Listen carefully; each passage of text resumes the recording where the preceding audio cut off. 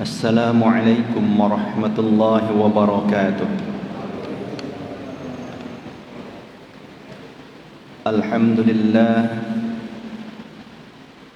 wassalatu wassalamu ala rasulillah wa ala alihi wa sahbihi wa mawala. Amma ba'du. Bapak Ibu hadirin yang dirahmati Allah, yang tidak saya sebutkan satu persatu,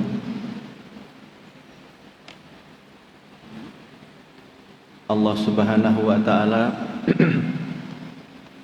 telah menampakkan qada dan qadarnya kepada kita semua, yaitu dengan menampilkan saya lagi di sini karena kiai atau ustadz yang akan mengisi pada pagi hari ini ada uzur berhalangan, sehingga saya didaulat untuk mengisi lagi pagi hari ini. Bapak Ibu hadirin yang dimuliakan Allah, semoga apa yang akan saya sampaikan bukan seperti supir tembak itu. Kalau supir tembak itu bawa mobilnya ugal-ugalan, biasanya gitu. Tapi tadi Pak Ian bilang sampaikan saja walaupun satu ayat tadi.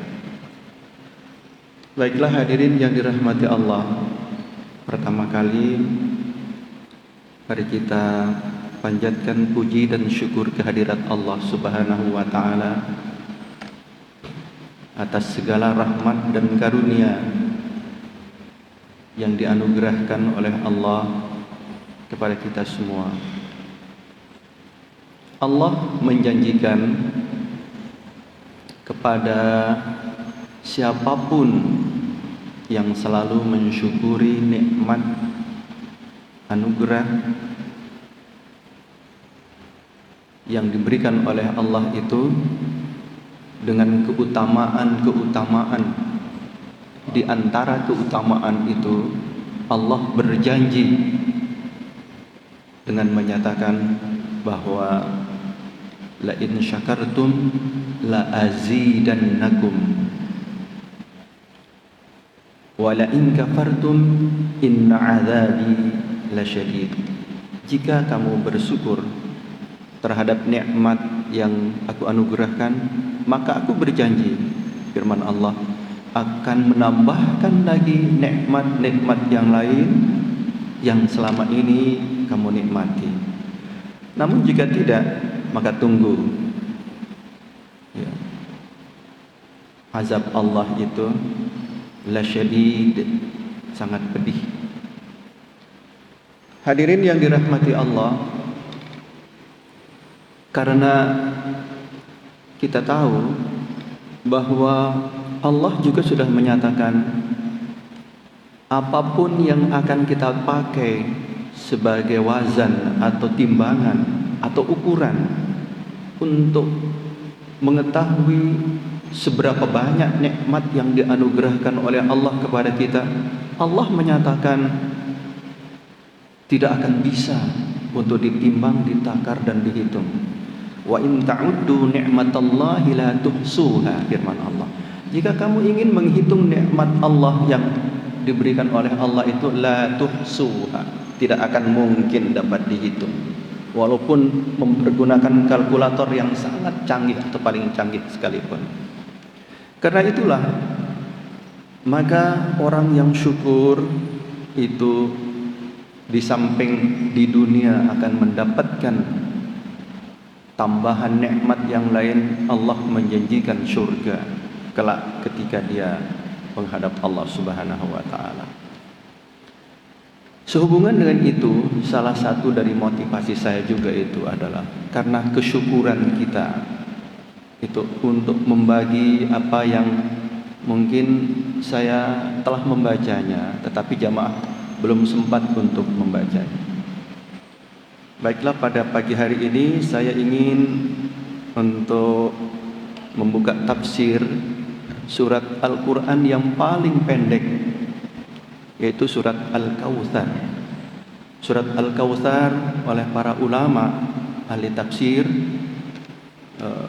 lebih banyak menyatakan bahwa termasuk dalam kategori surat Makkiyah.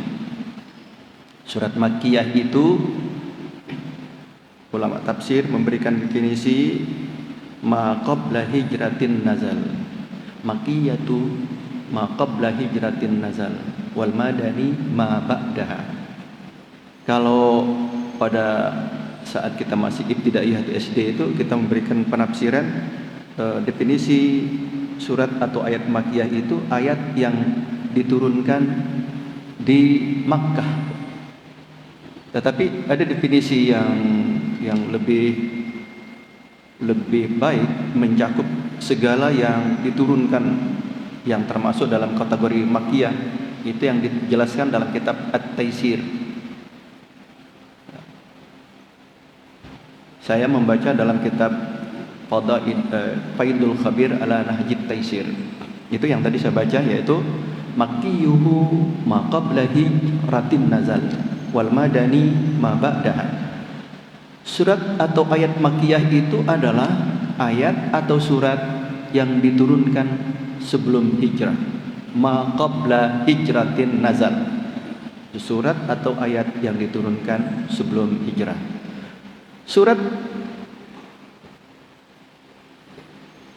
Al-Kautsar ini oleh para ulama lebih banyak mengkategorikan atau menggabungkan dalam surat Makkiyah.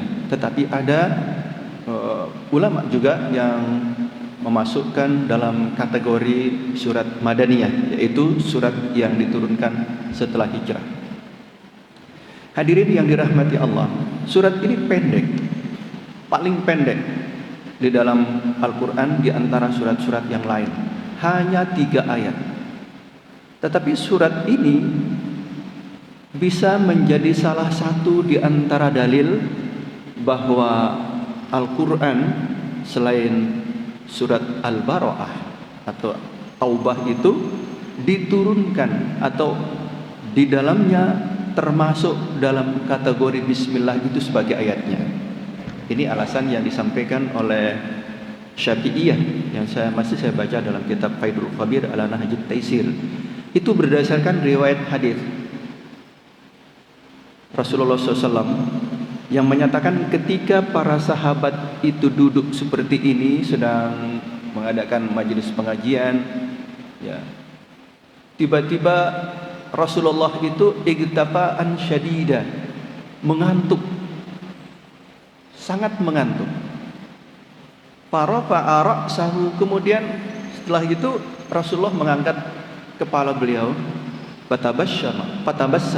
Kemudian Rasulullah itu tersenyum lebar. Lalu para sahabat itu bertanya, "Ma adhakaka ya Rasulullah?"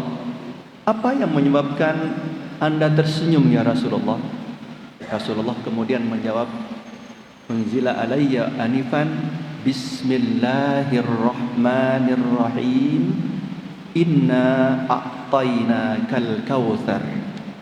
Fasalli li rabbika wanhar. Inna syani'aka huwal abtar." Sambil tersenyum Rasulullah SAW menjawab, "Barusan turun pada saya surat," ya, kemudian dibacakan dengan lengkap, "Bismillahirrahmanirrahim. Inna a'tainakal kautsar." Sesungguhnya kami telah a'taina, memberikan kepadamu al-kautsar. Kautsar, kata kautsar nanti kita gali lebih sedikit, itu artinya banyak. Kalau Imam Al-Qurtubi dalam tafsirnya, beliau memaparkan pendapat ulama tentang kata kautsar itu ada 16 kaul. Tetapi tidak kita sebutkan semua, terlalu banyak. Nanti insya Allah kita akan sampaikan ada 2 pendapat yang kaitannya dengan tafsiran kata Al-Kautsar.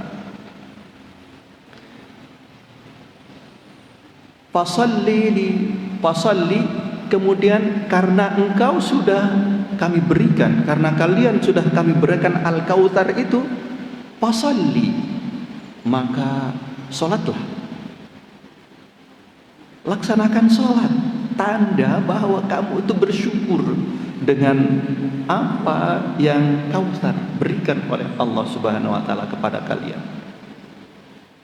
Li rabbika, shollinya itu atau sholatnya itu li rabbika, li ajlillahi, karena Allah semata, bukan orang-orang yang apabila sholat itu yuraun, karena pengen dilihat.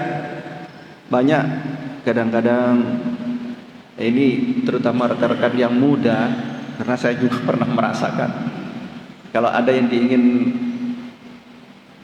dari mertuanya, di depan mertuanya, atau mertuanya kebetulan ahlul masjid yang suka ke masjid, anak muda tadi yang tadinya jarang ke masjid, wah sholatnya bagus setelah ada yang diinginkan dari calon mertuanya.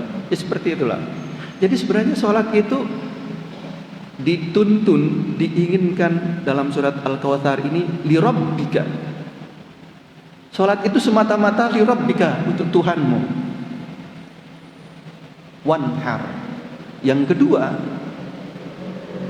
kamu wanhar. Wanhar itu menyembelih hewan kurban. Kemudian ayat yang ketiga, inna syani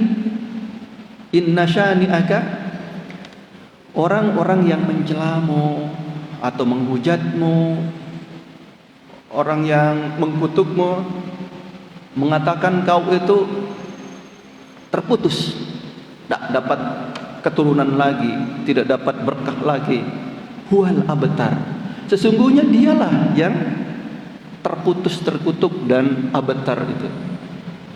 Nah, kalau khusus untuk ayat yang ketiga ini, para ulama menjelaskan bahwa asbabun nuzulnya ayat ini karena Rasulullah SAW itu ketika anak beliau meninggal yang laki-laki, ada yang mengatakan Qasim, ada yang mengatakan Abdullah, Wa'il, seorang pemuka Arab itu mengatakan abtar. Itu kalau bahasa kita itu orang yang nggak punya keturunan, nggak akan bakal punya keturunan, tidak akan ada penerusnya lagi. Dicela oleh Wa'il dan lain-lain, diantaranya itu Wa'il. Wa'il itu seorang pemuka Quraisy, termasuk dia ahli dalam strategi. Itulah salah seorang yang nantinya pada saat perjanjian Hudaybiyah itu yang menulis perjanjian Hudaybiyah dari pihak Quraisy. Jadi ayat yang ketiga ini menjelaskan bahwa dalam tradisi Arab, mungkin itu tradisi Arab itu terbawa kepada kita di Indonesia pada umumnya, kalau seorang yang sudah berkeluarga kemudian tidak mempunyai anak laki-laki, ya kita biasa ya, kalau tidak punya anak laki-laki, walaupun anak perempuannya itu banyak, itu pasti ingin punya anak. Ya mudah-mudahan yang ini laki-laki, mudah-mudahan yang ini laki-laki, gitu diharapkan. Itu sebenarnya satu budaya, satu kebiasaan yang dimana sifat dari, kalau hukum adat itu mengatakan itu patrilineal, selalu menghubungkan ke bapak. Sehingga orang yang tidak mempunyai anak laki-laki itu dianggap dia tidak akan mempunyai penerus. Nah, itu suatu hal yang tercela di mata orang-orang Arab pada waktu itu. Itulah sebabnya maka Rasulullah sedikit tidaknya merasa tertekan, merasa gimana gitu, nggak enak. Tetapi Allah menghiburnya dalam ayat ini, inna syani'aka huwal abtar. Orang yang mencelamu, orang yang menghujatmu tentang itu, maka sesungguhnya huwal abtar, dialah yang terputus. Terputus dari rahmat, terputus dari apa yang mereka nyatakan. Hadirin yang dirahmati Allah, kita ingin sedikit menafsirkan apa yang saya katakan yang pertama tadi. Jadi ayat ini atau surat ini oleh Syafi'iyah, saya nyatakan tadi, dijadikan sebagai dalil bahwa seluruh Al-Quran itu selain surat Baro'ah atau surat At-Taubah itu ada bismillahnya. Itulah sebabnya di dalam penulisan Al-Quran itu selalu diawalinya ada bismillah. Ini pendapat, walaupun ada pendapat yang menyatakan tidak seperti itu. Perlu diketahui dari surat ini dari segi hukum, di sini dibicarakan tentang hukum bismillah. Secara umum saya ingin nyatakan bahwa sebenarnya dalam bismillahirrahmanirrahim itu ada pendapat para ulama, tidak kurang dari 3 pendapat. Ya. Yang pertama, para ulama itu sepakat semuanya, tidak ada yang tidak sepakat menyatakan bismillahirrahmanirrahim itu adalah ayat Al-Quran. Tidak ada satupun. Ini perlu diingat, karena saya sengaja mengungkapkan ini karena banyak yang terlanjur mengatakan itu bukan ayat. Sepakat seluruh ulama, tidak ada yang mengatakan bahwa bismillahirrahmanirrahim itu bukan ayat. Dalilnya apa? Di dalam surat Al-Quran, surat An-Nahl, Allah Subhanahu wa ta'ala berfirman, innahu min Sulaiman wa innahu bismillahirrahmanirrahim. Itu jelas ayat Al-Quran. Innahu min Sulaiman wa innahu bismillahirrahmanirrahim. Itu yang pertama. Jadi perlu diingat. Jadi bismillahirrahmanirrahim itu adalah ayat Al-Quran. Itu sudah tidak ada perbedaan pendapat satupun ulama.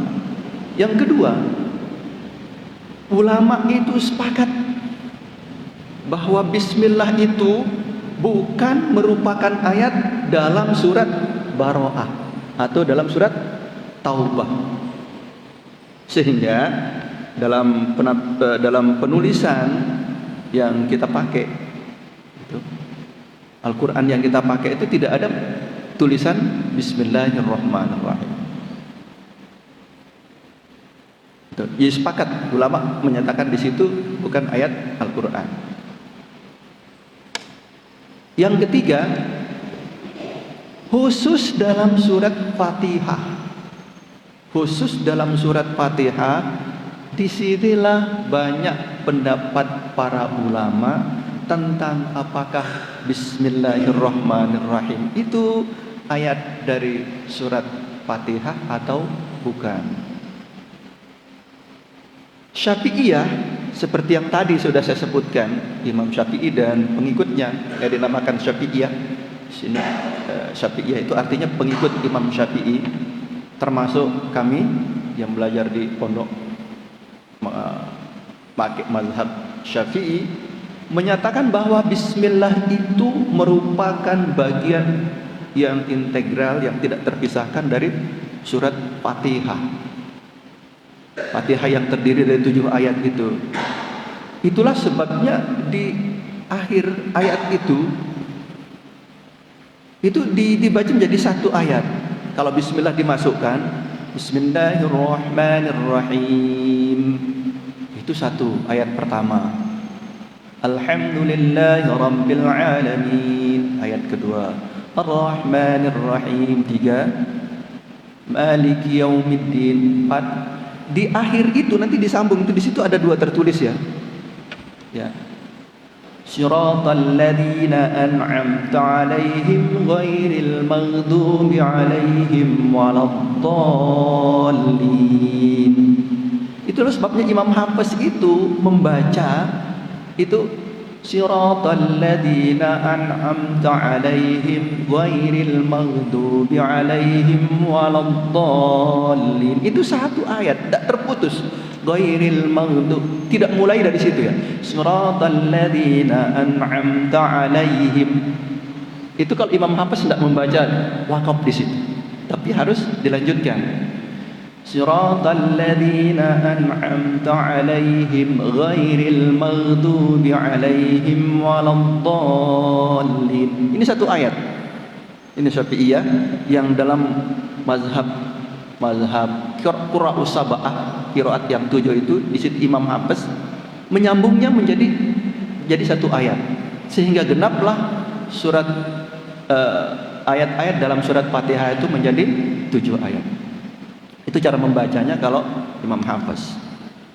Imam Hafiz berpendapat, memberikan argumen bukti dari siratal ladzina an'amta 'alaihim ghairil maghdubi 'alaihim waladdallin amin itu satu ayat. Kalau diputus kemudian dimulai dari ghairil maghdubi 'alaihim waladdallin, dalam tatanan bahasa Arab kata beliau itu kalimat yang pertama itu namanya mubtada. Mubtada itu subjek lah kalau bahasa Indonesia. Kaidahnya mubtada itu tidak ada yang harokatnya kasrah. Di situ ghairil maghdubi 'alaihim waladdallin.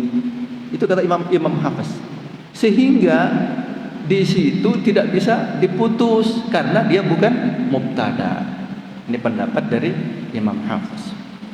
Nah, jadi bismillah itu merupakan bagian dari ayat. Itu yang tadi itu ya. Jadi ada beberapa pendapat ulama tentang bismillah.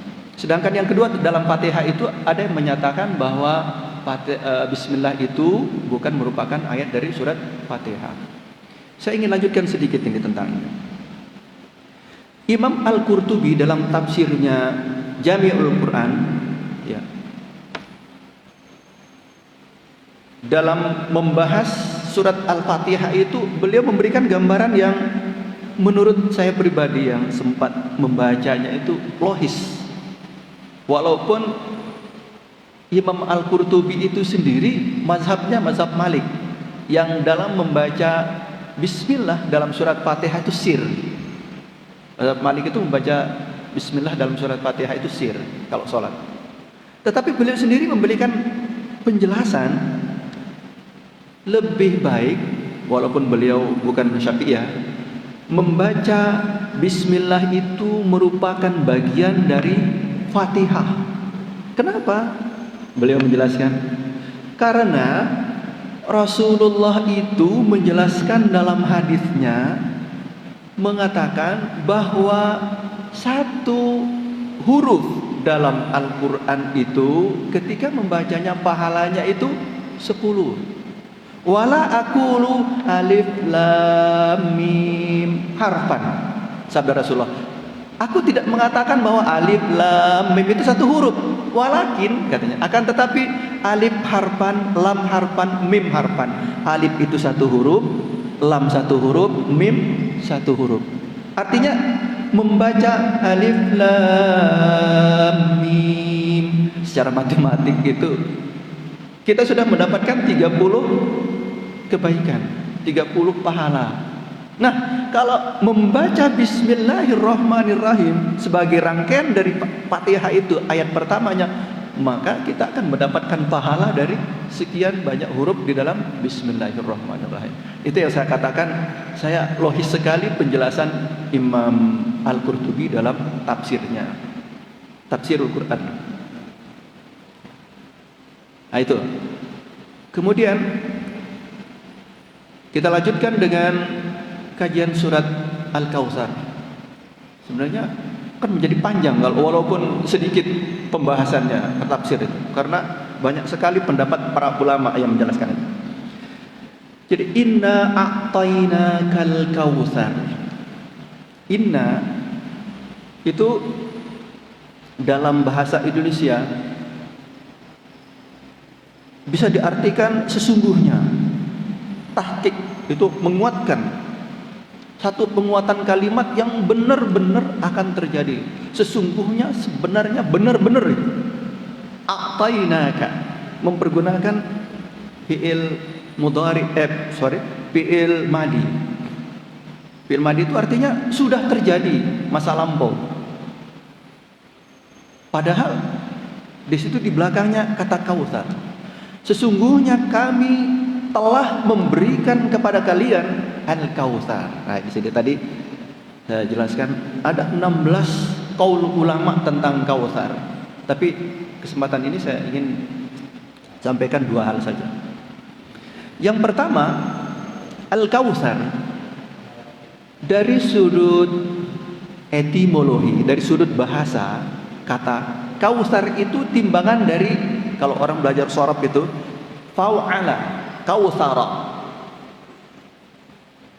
Dijelaskan, setiap kata dalam bahasa Arab itu yang timbangannya fa'ala, ya, kautsara, kautsar, ya, maknahu katsir, artinya itu sangat banyak. Jadi kata kautsar itu terambil daripada kasratun, ya, kasir, ya, kasratun, banyak. Mempergunakan dalam dalam Al-Quran surat Al-Kautsar itu mempergunakan pola kata-kata kautsara ay fa'ala. Jadi setiap ada kalimat yang timbangannya fa'ala seperti itu, kautsar, kautsara, kautsaru, maka artinya menunjukkan arti yang sangat banyak. Fulan kautsar, si fulan itu kautsar, itu bisa diartikan dia sangat kaya dalam bahasa Arab, ya. Yadu fulan kautsar, tangan fulan itu kautsar, itu sering memberi, itu sangat suka memberi, pemurah. Pokoknya diartikan dengan arti yang banyak. Jadi itu yang pertama. Jadi kata kautsar itu makna bahasanya berarti sangat banyak, nikmat yang sangat banyak. Itu sebabnya di sini jadi klop dia. Inna a'tainakal kautsar, sesungguhnya kami telah menganugerahkan kepada kalian, memberikan kepada kalian al-kautsar, nikmat yang sangat banyak. Itu sebabnya di pembukaan tadi sengaja kami kaitkan dengan nikmat itu. Tafsir ini dipergunakan oleh penafsiran dari Departemen Agama. Departemen Agama itu dalam tafsir Al-Quran itu menafsirkan kata kautsar itu dengan sesungguhnya kami telah memberikan atau menganugerahkan nikmat yang sangat banyak. Jadi kautsar. Terima kasih. Itu yang pertama. Yang kedua, sangat banyak yang lain. Kata kautsar itu disebutkan di dalam hadis sahih, baik itu dalam riwayat Imam Muslim, Bukhari dan lain-lain, itu mengatakan ismun min asma'in nahri fil jannah. Kautsar itu sabda Rasulullah, itu adalah nama dari telaga. Makanya kita sering sebut telaga Kautsar. Adalah ismun min asma'in nahri fil jannah, nama dari telaga di dalam surga. Itu berdasarkan hadis riwayat Imam Bukhari dan Muslim dan imam-imam yang lain, banyak menjelaskan. Inna fil jannati nahrun yusamma al-kautsar. Sesungguhnya di dalam surga itu ada telaga, ada mata air yang mengalir yang begitu jernih. Di sana dalam hadis itu disebutkan sifat-sifat Al-Kautsar itu. Nah, ini pendapat yang sangat masyhur berdasarkan hadis. Kalau pendapat-pendapat yang lain yang banyak itu, Kautsar itu juga ditafsirkan dengan Al-Quran.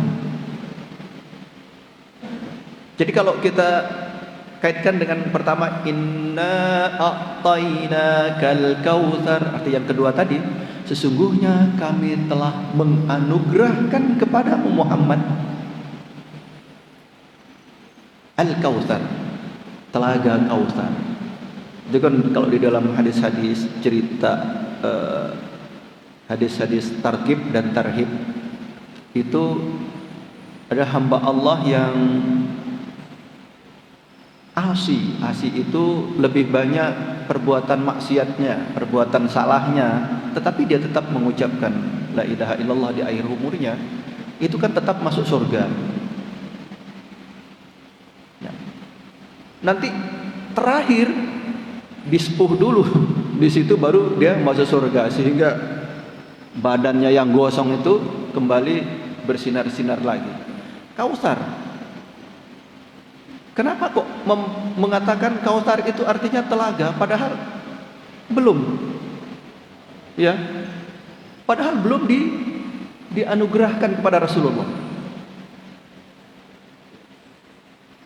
Ini kan pertanyaannya, kenapa Rasulullah dan bahkan para ulama itu banyak menyatakan penafsiran dari kata kausar itu artinya adalah telaga kausar yang ada di dalam surga yang kelak akan diberikan kepada orang-orang yang beriman yang soleh, padahal belum meninggal. Jawabannya, kalau belajar bahasa Arab itu, kalau mempergunakan kata dalam fi'il madi, ya fi'il madi tadi, fi'il madi itu dalam bahasa Inggrisnya past tense ya, yang sudah lewat. Itu menggambarkan bahwa tidak ada keraguan sedikit pun, pasti akan diberikan. Kalau kalimat itu mempergunakan fi'il madi, belum terjadi, tapi mempergunakan fi'il madi, itu artinya bahwa apa yang ada di akhir kalimat itu akan benar-benar terjadi. Nah, itu penggabungannya supaya jangan sampai salah mengartikan. Kok belum terjadi sudah diberikan. Nah, itulah makanya mempergunakan inna a'tainaka al-kautsar.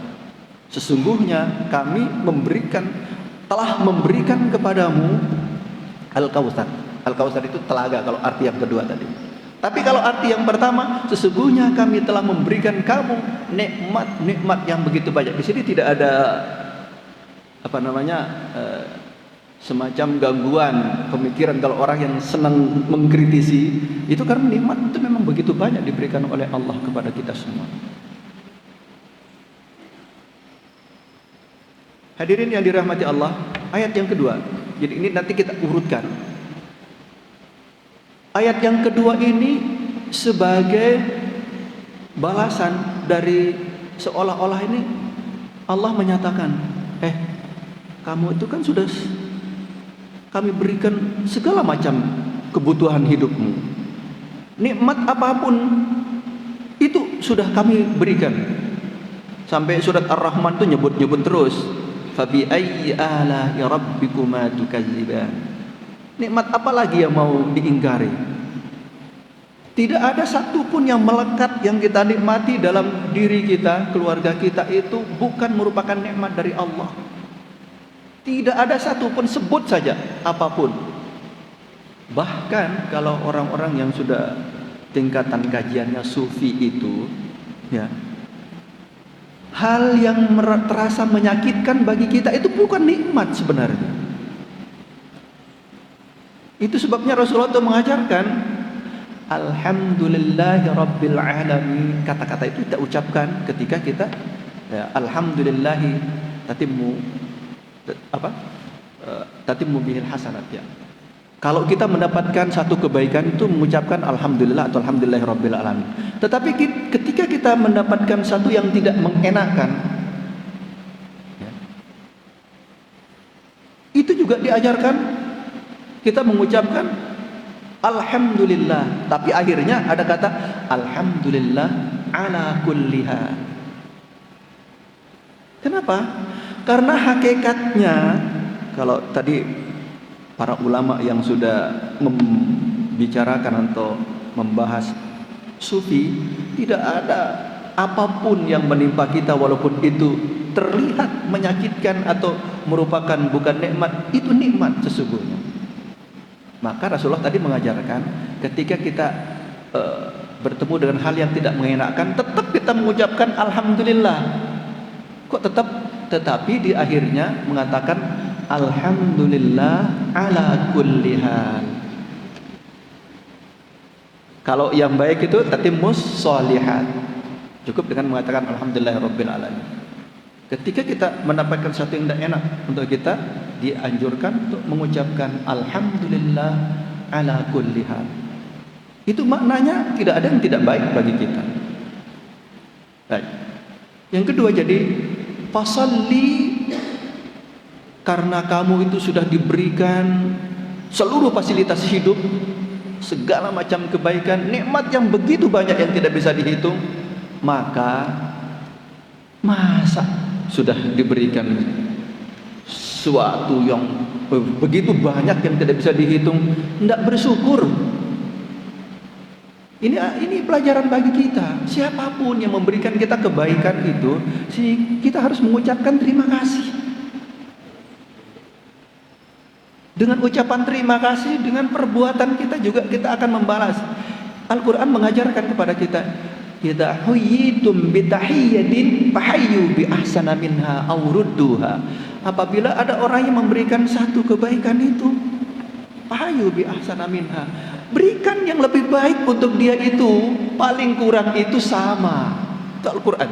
Idza huyyitum bitahiyyatin fahayyu bi ahsana minha aw rudduha. Jika ada orang yang memberikan kamu kebaikan, maka balas kebaikan itu dengan yang lebih baik lagi. Aurudduha, atau kalau nggak bisa dengan yang lebih baik, yang samalah dengan itu.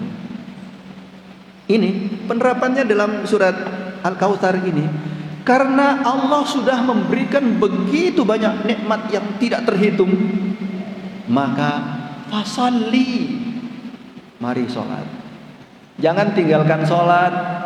Rasulullah saja disuruh sholat begitu. Fasalli, bagaimana baiknya Rasulullah yang tidak ada dosanya, sudah maksum, dijamin oleh Allah Subhanahu wa taala itu tidak berdosa, disuruh sholli, sholat. Sholat itu dalam hadis disebutkan awwalu ma yuhasabu yaumal qiyamah as-salatu. Yang pertama kali nanti dihisab, dihitung oleh Allah pada hari kiamat itu adalah salat.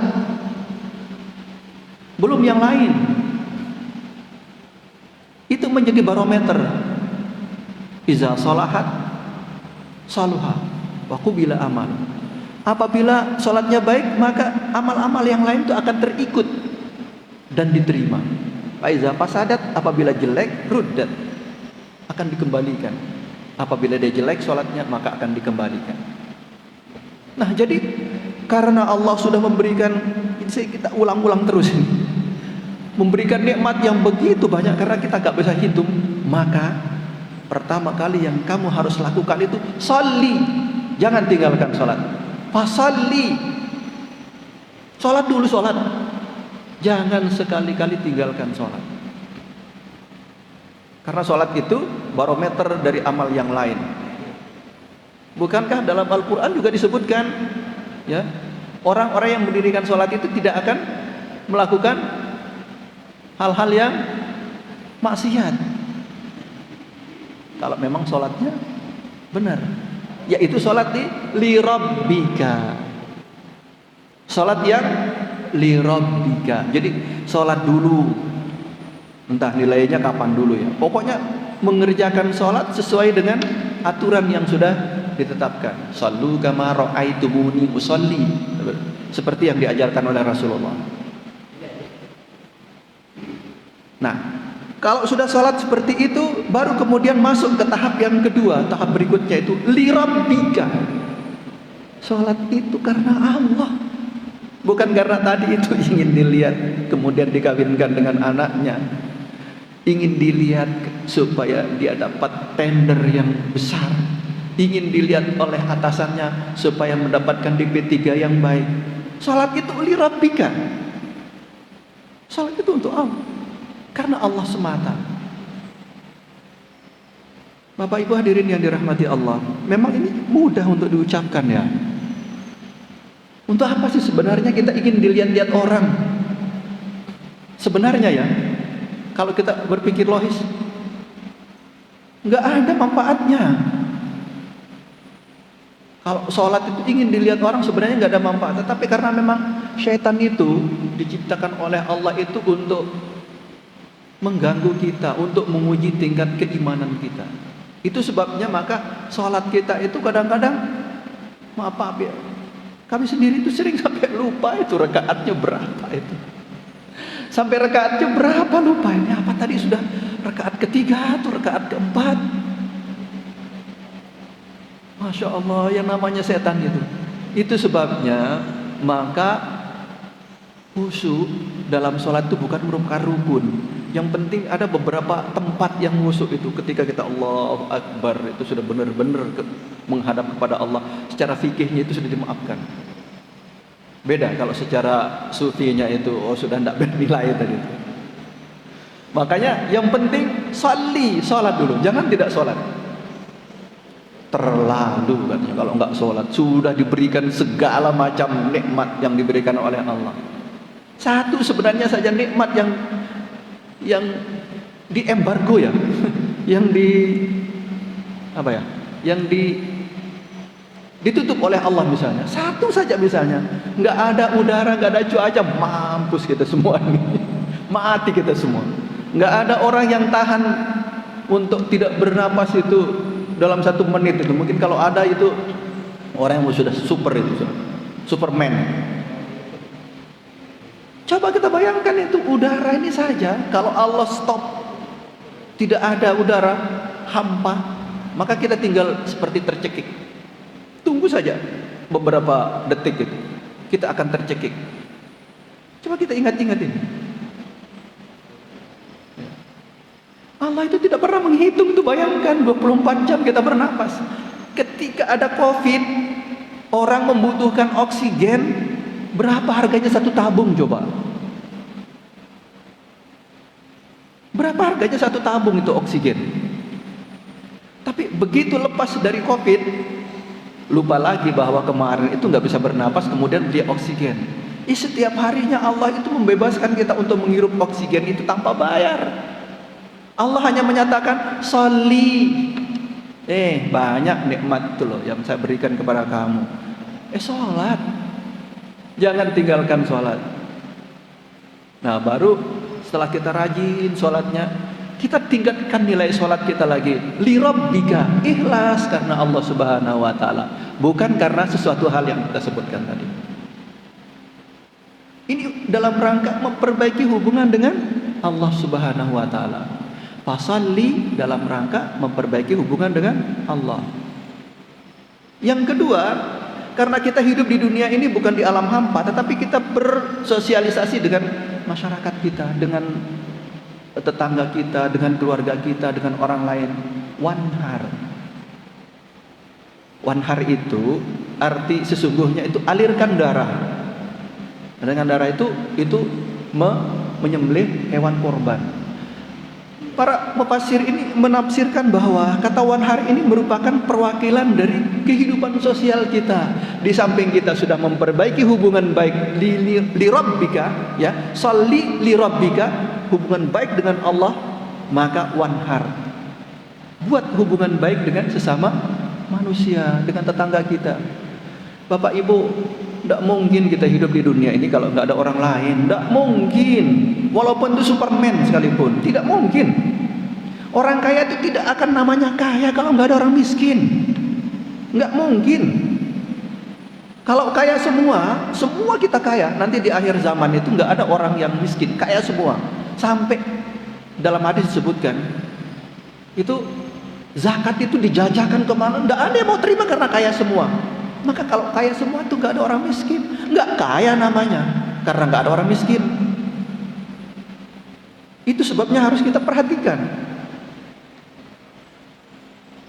Kita saling membantu karena kita membutuhkan bantuan. Nggak ada Superman di atas dunia itu. Superman itu hanya dalam imajinasi saja. Karena orang yang sudah kelelahan dalam kedukaan dan kesakitan atau tidak ada pertolongan, dia berimajinasi supaya ada Superman. Nggak ada Superman. Superman yang sesungguhnya adalah orang yang berperilaku baik, membantu sesama, care dengan sesama, karena itu adalah perintah Allah Subhanahu wa ta'ala. Wahai jemaah sekalian, seolah-olah begini, baik sesama tetangga, sesama manusia, karena Allah Subhanahu wa ta'ala a'tainaka al-kautsar, karena Allah sudah memberikan sangat banyak nikmat itu. Maka dari itu yang kedua, perbaiki hubungan baik itu dengan kata-kata wanhar. Kata wanhar di situ menyembelih itu artinya setelah diberikan itu diberikan kepada, setelah disembelih itu diberikan kepada tetangga-tetangga sebagai simbol bahwa kita hidup itu membutuhkan tetangga orang lain. Saya berani jamin itu nggak ada orang yang bisa hidup sendiri di atas dunia ini, nggak ada. Tidak ada sekali satupun manusia yang tidak membutuhkan pertolongan walaupun dia hebat.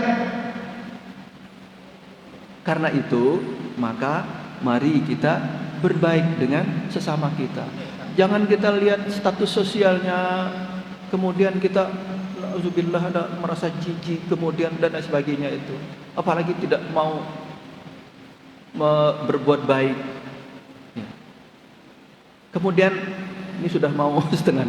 Yang terakhir, yang terakhir, yaitu inna syani'aka huwal abtar. Sesungguhnya orang yang mencela itu orang yang terputus. Ini sekarang banyak sekali ya. Hoak itu, ya, hoak itu bersiluran. Jangan sekali-sekali cepat percaya zaman sekarang. Itu zaman Rasulullah saja sudah ada hoak ini. Inna syani'aka huwal abtar. Orang yang netizen yang buat kamu bilang begitu tuh dia itu sebenarnya yang begitu. Netizen sekarang yang buat macam-macam berita yang tidak benar itu jangan terlalu dipercaya. Ini adalah peringatan dari Allah Subhanahu wa taala. Jadi ayat yang terakhir ini sesungguhnya begini pesannya. Apapun yang kita lakukan, sebaik apapun yang kita ucapkan, sebaik apapun yang kita lakukan, tidak pernah berbuat jelek pada orang lain. Bahkan saking menjaga diri nggak pernah keluar, masih tetap orang akan mengatakan itu jelek. Misalnya ya, untuk menjaga diri nggak keluar, masa dia tuh nggak keluar dari kamar? Ada saja kata-katanya itu. Inna syani'aka huwal abtar. Jadi pesannya itu pokoknya apapun yang kita lakukan itu, sebaik apapun yang kita lakukan, pasti ada orang yang mencela. Pasti ada orang yang mencela. Karena itu tetaplah berbuat baik. Karena sebaik apapun yang kita lakukan, tetap akan ada orang yang mencela. Jangan terpengaruh dengan orang yang mencela karena perbuatan baik kita. Tetaplah berbuat baik. Setidak-tidaknya jangan berbuat, kalau tidak bisa berbuat baik atau lebih baik, jangan berbuat yang tidak baik. Mudah-mudahan ada arti dan manfaatnya bagi kita semua. Mohon maaf karena waktunya terlalu panjang. Demikian, wallahu muwaffiq wal hadi ila sabilir rasyad. Assalamualaikum warahmatullahi wabarakatuh.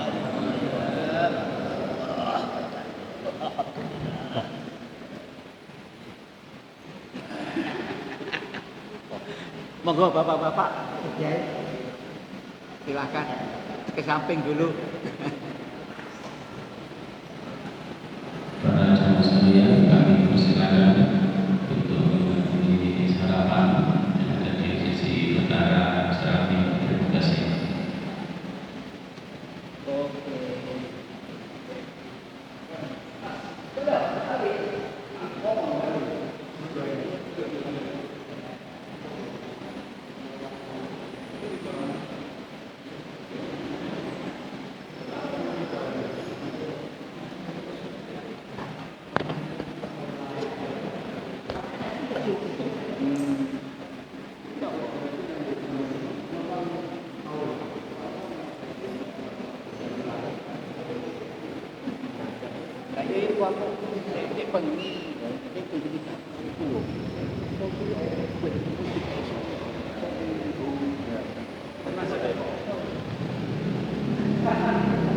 Kurang 1 menit.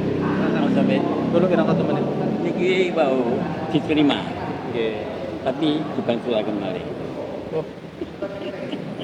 Sudah agama. Biar Bang boleh ke masjid saja.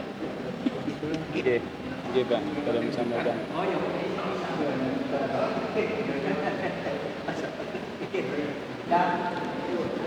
Demikian tadi kegiatan pengajian rutin Ahad pagi bersama Ustadz Hamdan. Kurang 1 menit 15, 18 tulu ibu nih.